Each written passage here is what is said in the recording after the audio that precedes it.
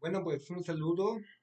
Este video es sobre todo una prueba que nace de que estoy aburrido básicamente y pues quería platicar acerca de un libro. Eh, Quería platicar sobre un libro de Walter Benjamin o Walter Benjamin, como prefieren pronunciarlo. Este libro de ensayos escogidos que tengo aquí. Eh, pero Pensé que iba a ser mucho trabajo ponerme a escribir notas ahorita sobre este libro de Walter Benjamin. Principalmente está bueno porque son algunos de sus principales ensayos y es una edición de la editorial Coyoacán, que es muy económica. Eh, Primero viene un texto sobre Baudelaire, este poeta maldito,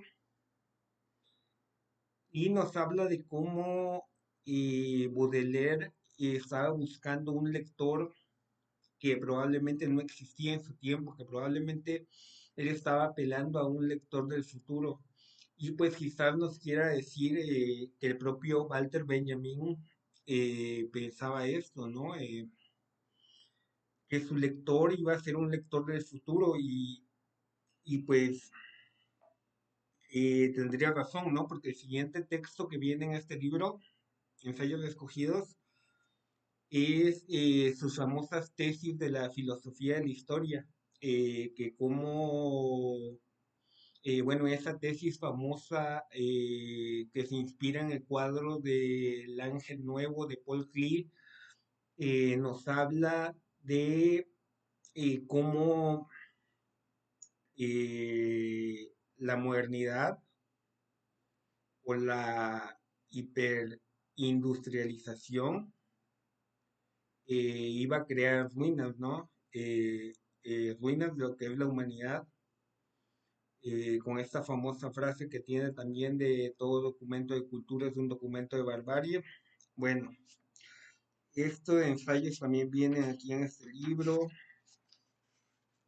Y luego vienen unos ensayos sobre Franz Kafka. eh,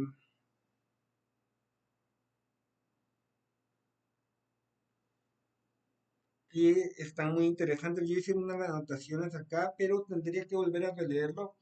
Y bueno, Frank Kafka, este autor que en algunas facultades de psicología directamente lo califican como psicótico, ¿no? Pero que tiene unas obras, pues que ya no se puede decir mucho más de ellas, ¿no? Más que marcaron una época, eh, la metamorfosis, el proceso, ¿no? Y que bueno, precisamente es que si se analiza desde un punto de vista psicológico, pues se podría decir que estos personajes muy atormentados podrían tener que ver con el autor, ¿no? Pero bueno, quizás algún día que tenga tiempo libre, hablaré sobre ese libro de Walter Benjamin. Ahorita quiero platicarles sobre este libro, que es de Roberto Bolaño, El espíritu de la ciencia ficción. Y tiene como característica que es un libro póstumo, o sea, un libro que él no publicó en vida, porque si nos acordamos, Roberto Bolaño muere de un cáncer aproximadamente a los 51 años de edad, eh, y deja incompleta su gran obra que es 2666, una obra dividida en 5 partes de más de 1000 páginas y con la que él estaba interesado en dejar asegurado el futuro económico de su mujer y sus dos hijos, ¿no? Pero después del éxito mundial que tiene Roberto Bolaño, se recuperan textos inéditos, eh, varios títulos, ¿no? Es el Tercer Reich, eh, el espíritu de la ciencia ficción, uno que se llama Sepulcros de Vaqueros, una colección de cuentos y ensayos que se llama El secreto del mal, eh, entre otros inéditos, ¿no? De hecho, en el prólogo de este libro, El espíritu de la ciencia ficción, es descrito por Christopher Domínguez Michael, el crítico de letras libres, dice que Roberto Bolaño tiene como un arcón del que se espera sigan saliendo libros muy interesantes, ¿no? Lo compara con Fernando Pessoa, este escritor portugués muy prolífico y con muchos seudónimos, conocido por el libro del desasosiego. Pero bueno, los críticos de letras libres y de Christopher Domínguez Michael dicen que pues están tomando a Roberto Bolaño como un botín, ¿no? Pero bueno, voy a abocarme a este espíritu de la ciencia ficción, porque pensé que pues no tenía que tomar tantas notas. eh, es, como dicen los críticos de este libro, se pueden ver ahí ya el germen de lo que va a ser su novela clásica, Los Detectives Salvajes. Porque recordemos que en Los Detectives Salvajes nos habla de este grupo de poetas forajidos que están en la Ciudad de México y pues que hacen su movimiento literario, ¿no? Que tenía como enemigo a Octavio Paz y que buscaba renovar las formas de la poesía en México o el alcance que pudieran tener, ¿no? Y aquí hay que señalar que Roberto Bolaño es un autor chileno que vive su juventud y digamos sus momentos de mayor rebeldía, de mayor creación poética, las vive en la Ciudad de México y posteriormente se va a vivir a España, donde pues, ya se dedica a escribir novela y cuento y donde alcanza el éxito mundial, ¿no?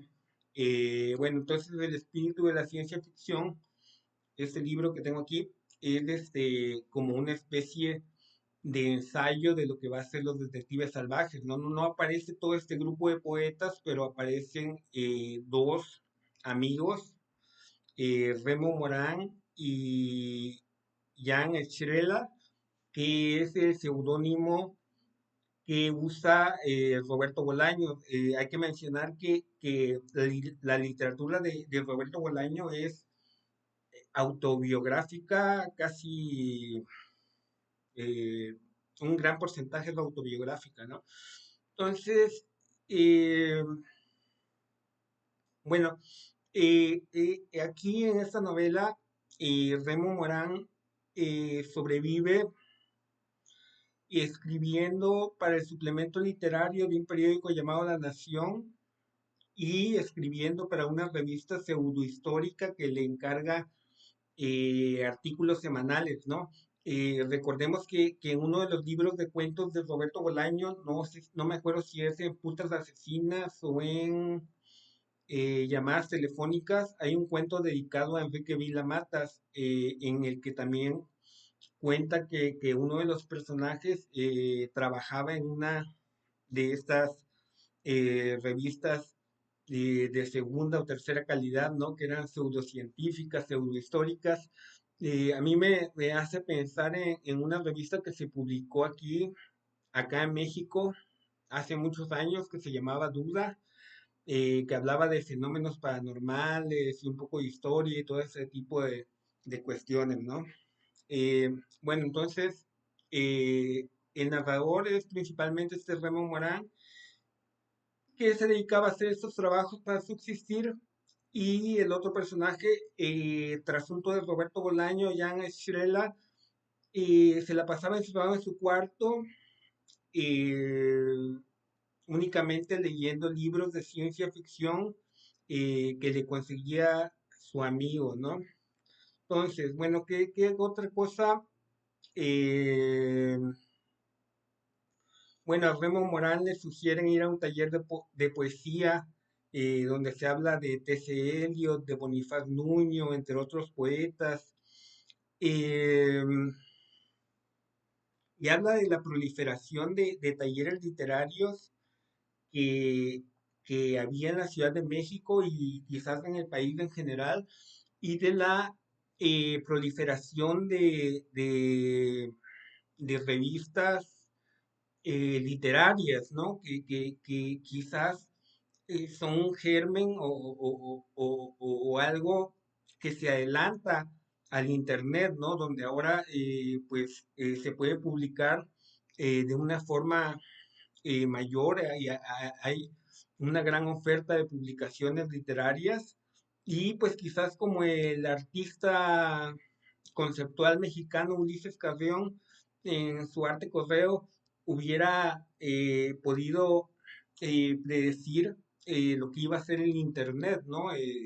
Todas estas redes de información y de compartimiento de información, además del archivo que se buscaba tener en cuanto a, sí, como un archivo que quedara como testimonio de las vanguardias que intentaban hacer. En este caso, el infrarrealismo eh, como una vanguardia real que hubo en México, que tenía a Roberto Bolaño, a Mario Santiago Papasquiaro y a José Vicente Anaya como sus principales representantes, pero que en Los Detectives Salvajes aparece como el real visceralismo, ¿no?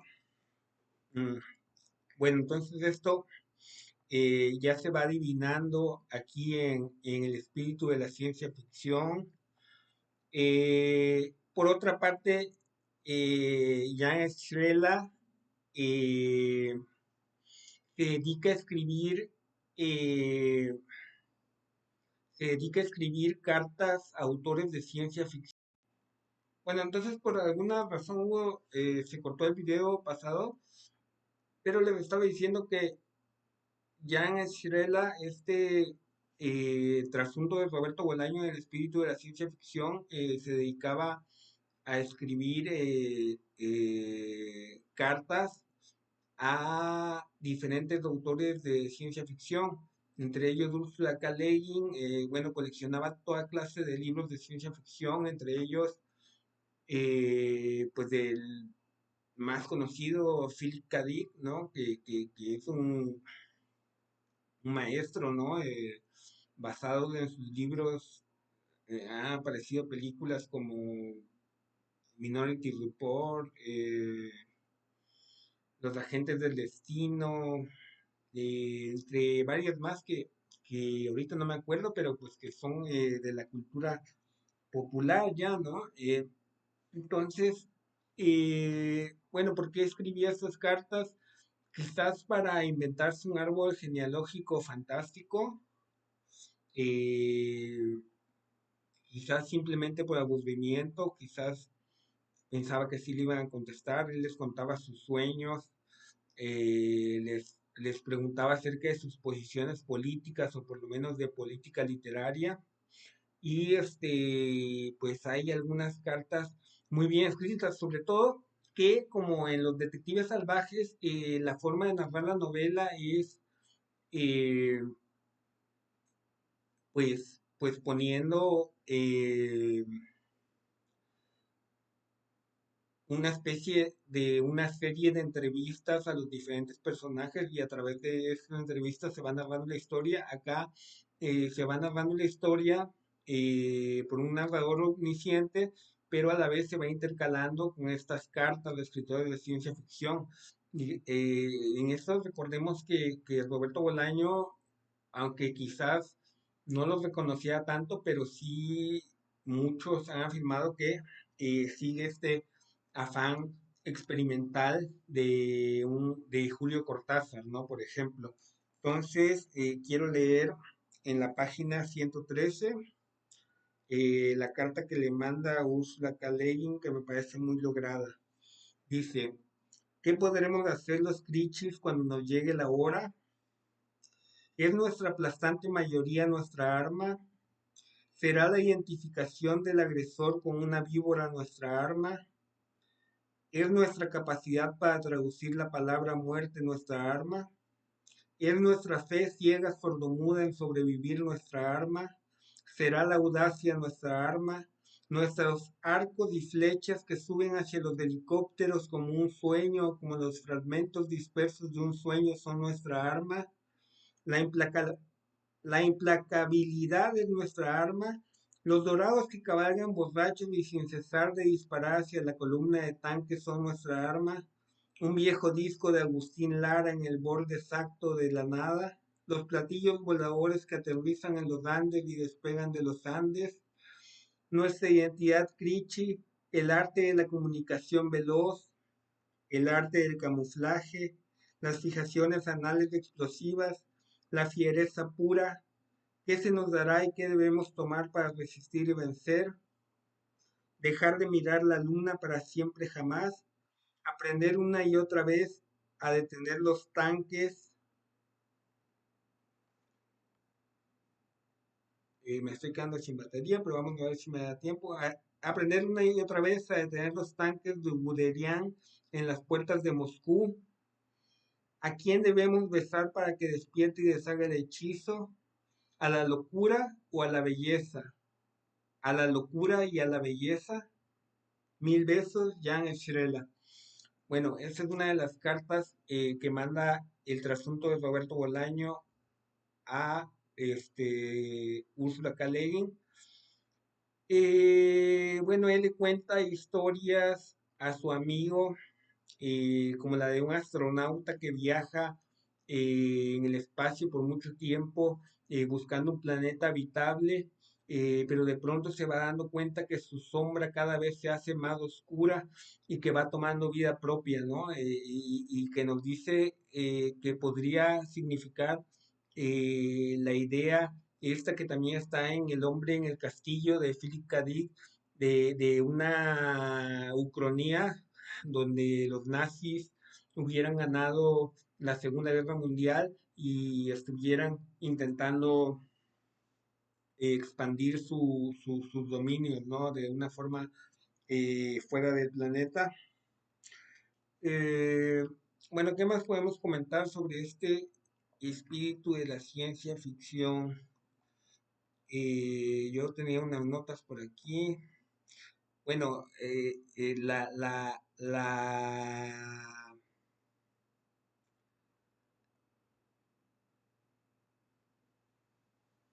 la idea de la proliferación de talleres literarios, de revistas literarias, ya lo comenté, que pensaban que podían llegar a ser más de 1000 revistas literarias, que algunos solamente tendrían un número y desaparecerían, y cosa que a los que nos interesa este tipo de cuestiones, pues hasta lo hemos vivido, ¿no? Eh, bueno, la idea del germen de estos poetas forajidos que querían imponer su vanguardia, que José Vicente Anaya, también miembro de los infrarrealistas, lo comenta y se ve en los títulos de sus libros, ¿no? Como Los poetas que cayeron del cielo o Astros fugitivos, ¿no? Eh, bueno, ¿qué más? Bueno, el despertar de estos jóvenes a la poesía y a la sexualidad. Como se ven los detectives salvajes con las dos hijas de este arquitecto,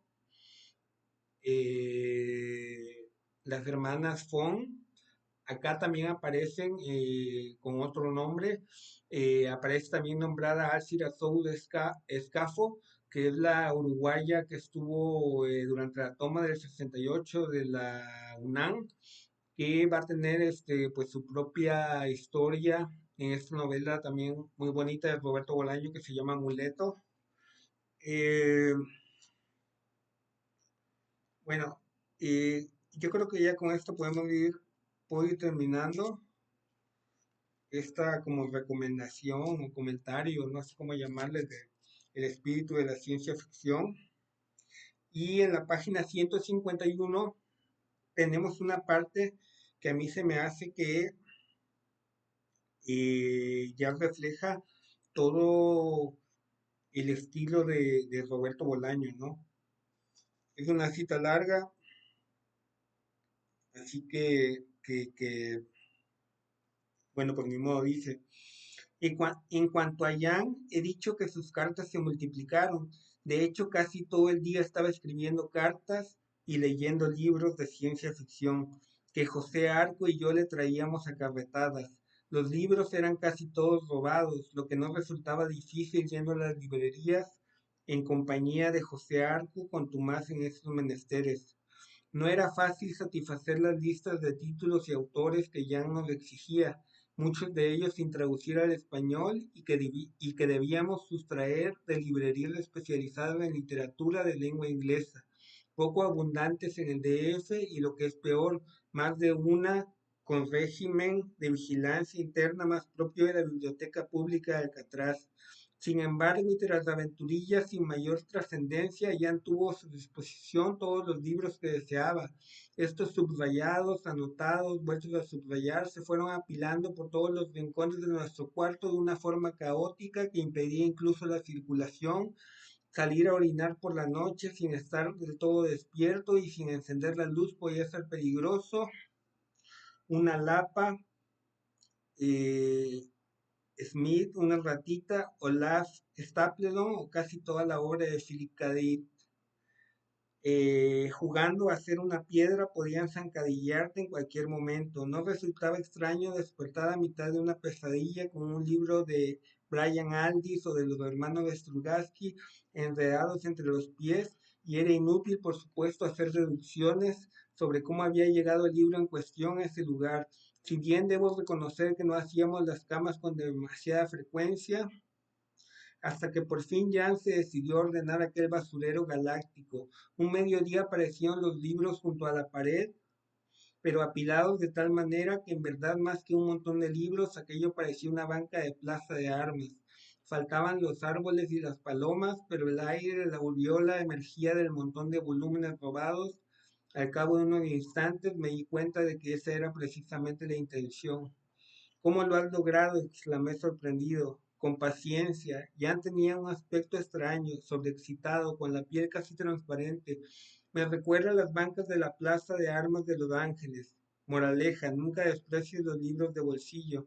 Al día siguiente la banca desapareció, o mejor dicho, se metamorfoseó en una mesa modernista de unos 40 centímetros de altura, de interior macizo, aunque un par de túneles que se abrían por dos de los lados, tenía cinco, confluían en el centro y salían unidos por el otro extremo. El extremo lleno de aristas para mayor recochineo. Jan había puesto en el medio de la mesa, sobre la tapa de un libro de John Barley, un vaso con agua y una flor. Dice, me regaló el clavel la hija de la señora Estela. Qué bonito, Jan, qué bonito. Sí, no está mal. Si quieres podemos comer aquí, es resistente, pero tendremos que improvisar un mantel, ¿eh? No quiero que manchen ningún libro. Bueno, eh, este es El espíritu de la ciencia ficción de Roberto Bolaño, texto póstumo. Creo que con esta última cita, pues se nota ya el estilo de lo que va a ser el Roberto Bolaño Maduro, de estas situaciones increíbles, cómicas, de los apasionados de los textos, un apasionado de la ciencia ficción que llega incluso a hacer una mesa con todos los libros de ciencia ficción que sus amigos han robado para él. Y y es capaz de comer ahí, ¿no? Bueno, pues un libro recomendable. Ahí si otro día me da ganas, pues recomendaré otro libro. Un saludo a todos.